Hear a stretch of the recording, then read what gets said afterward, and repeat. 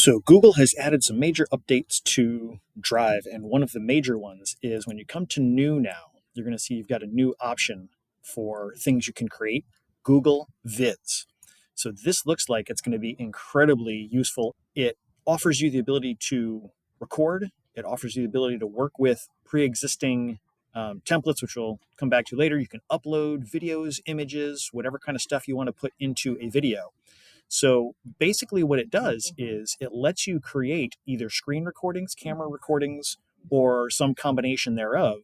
So if you're trying to do a podcast, you can do audio only. If you're trying to do a video podcast, if you're trying to capture your students doing a project in video, you can do that all with this new Google Vids.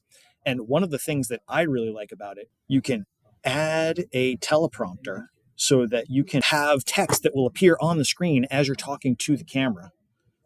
Let's see, here we go, scripts. So you come over here where it says scripts, you click on that, it opens up this little side pane, and you can copy something and paste it from Google Drive, or you can type in whatever you want it to be. And then when you go to record, it'll actually show up on the screen. So you click on the kind of recording you want to do. And so in this case, I'm going to do just a screen recording, no camera involved. And then I've got to select which screen I want. And once I have got my screen, I'm able to start recording with the big record button at the bottom, but you can see that I can see the words from my script, and I've actually got options here at the top of the screen to choose what kind of recording do I want to do. Do I want to get the screen only? Do I want to get the camera only? So I can make some choices here as well.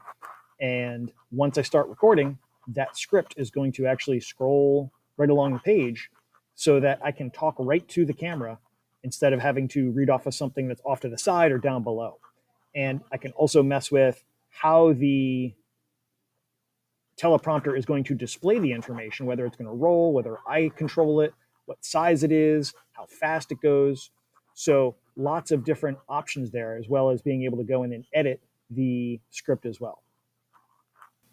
One really important note is that you only get 10 minutes worth of video, which should be more than enough to do a lot of the projects you're going to want to do, but it's a limit you want to be aware of.